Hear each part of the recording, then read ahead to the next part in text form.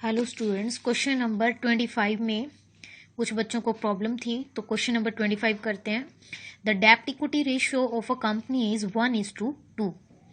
Which of the following suggestions would increase, decrease और not change.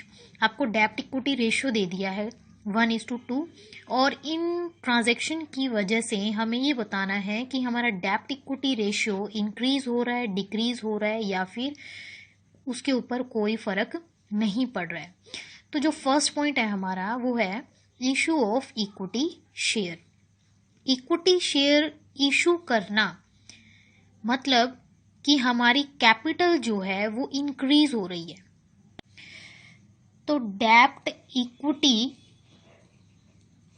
Ratio का जो हमारा फॉर्मूला होता है वो होता है डेब्ट बाय इक्विटी। डेब्ट का मतलब होता है लॉन्ग टर्म लोन और इक्विटी का मतलब होता है शेयर होल्डर्स फंड। अब जो लॉन्ग टर्म लोन है इसमें सिर्फ वो लोन इंक्लूड किए जाएंगे जिनको पे करने का टाइम हमारे पास काफ़ी लंबा टाइम है, जैसे कि डिबेंचर्स होते हैं या किसी लोन के आगे परसेंटेज लिखा होता है कि 10% बैंक लोन। इस तरह का जो लोन होता है वो आपका लॉन्ग टर्म लोन होता है। शेयर होल्डर्स फंड में हम वो सारी चीज़ें इंक्लूड करते हैं जिनके ऊपर शेयर होल्डर्स का अधिकार होता है, जैसे कि कैपिटल हो गया, रिजर्व सरप्लस हो गए, प्रॉफिट्स हो गए। और अगर प्रॉफिट्स पे शेयर होल्डर्स का अधिकार होता है तो लॉसेस भी उन्हीं को बियर करना पड़ेगा। तो लॉसिटी का जो हमारा रेशियो गिवन है वो गिवन है 1:2। जैसे हमने लिक्विडिटी रेशियो में किया था कि हम डेब्ट को 1 दिया है यहाँ पे और इक्विटी को दिया है यहाँ पे 2। इसका मतलब है कि हमारी इक्विटी डेब्ट से दुगनी है, डबल है।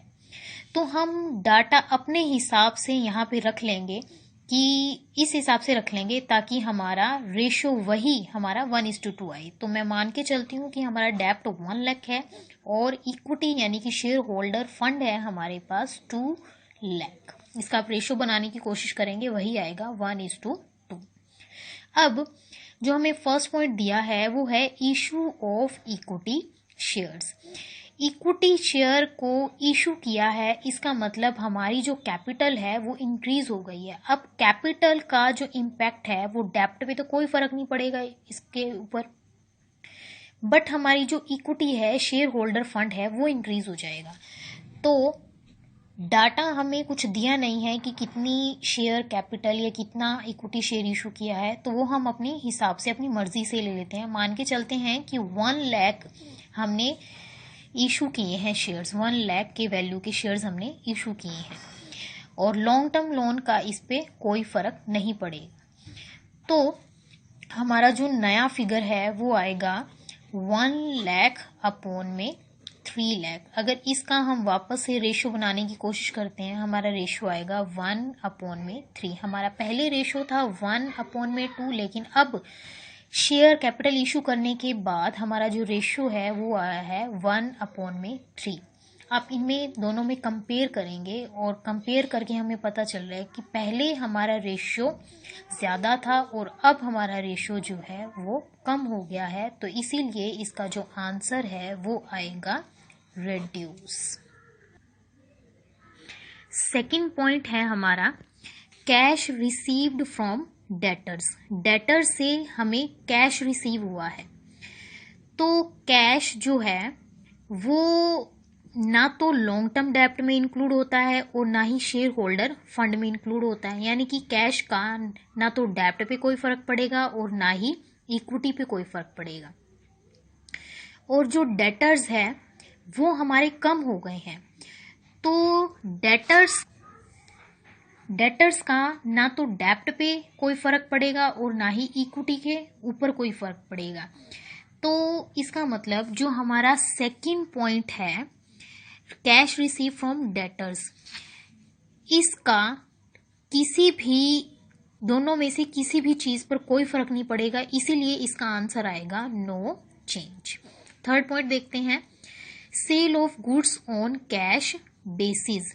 हम लोगों ने गुड्स सेल करी है और वो भी कैसे सेल करी है, कैश बेसिस पे। इसका मतलब गुड्स कम हो गई हैं और कैश इंक्रीज हो गया है।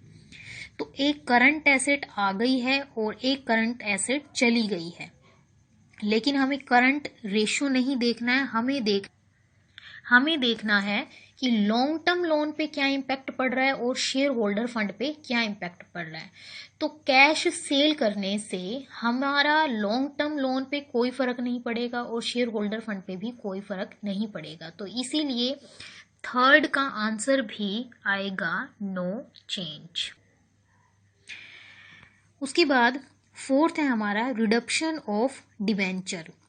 रिडक्शन ऑफ डिबेंचर का मतलब डिबेंचर लोन होता है और लोन हमने पे कर दिया है। रिडक्शन ऑफ डिबेंचर का मतलब है कि हमने हमारे डिबेंचर्स को रिडीम कर दिया है, लोन को पे कर दिया है। तो अब इसका हमारे डेब्ट इक्विटी पे क्या इम्पैक्ट पड़ेगा। तो डेब्ट इक्विटी का रेशियो हमारा होता है डेब्ट बाय इक्विटी। तो डेब्ट मतलब लॉन्ग टर्म लोन, डिबेंचर्स को पे करने के कारण हमारा जो डेब्ट है, लॉन्ग टर्म लोन है, वो कम हो जाएगा। तो डेब्ट जैसे रेशो हमें दिया गया है 1:2, हम इस रेशो को अपनी मर्जी से मान लेते हैं 2 लाख अपॉन में 4 लाख। आपको ये अमाउंट इस तरह से माननी है ताकि वापस से अगर हम इसको काटें तो रेशो वही आएगा 1/2। तो मैं इसको काटती हूँ तो वही आएगा 1/2। तो डिबेंचर्स रिडीम करने के कारण अगर हमारे पास 2 लाख के डिबेंचर्स हैं तो हमने 50,000 के जो डिबेंचर्स हैं वो रिडीम कर दिए, मतलब पे कर दिए। तो डिबेंचर्स हमारे कम हो गए, लेकिन डिबेंचर्स पे करने से क्या चला गया, कैश चला गया। और कैश को हम शेयर होल्डर्स फंड में इंक्लूड नहीं करते हैं, कैश करंट एसेट होता है। तो यानी कि शेयर होल्डर फंड पे, इक्विटी पे इसका कोई फर्क नहीं पड़ेगा।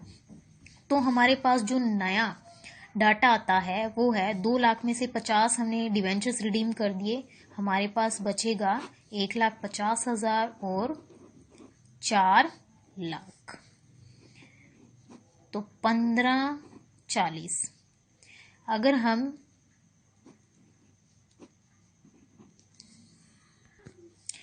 अगर हम इसको सॉल्व करते हैं तो हमारा आएगा 0.375।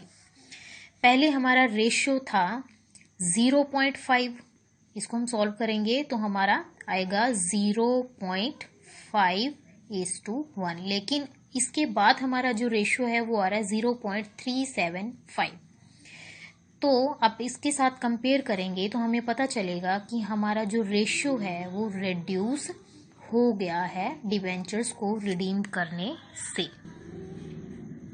फिफ्थ पॉइंट है परचेज गुड्स ऑन क्रेडिट। हमने गुड्स परचेज कर ली क्रेडिट पे, तो गुड्स आ गई, करंट एसेट बढ़ गया, और क्रेडिट पे परचेज करे इट मीन्स करंट लायबिलिटी भी बढ़ गया।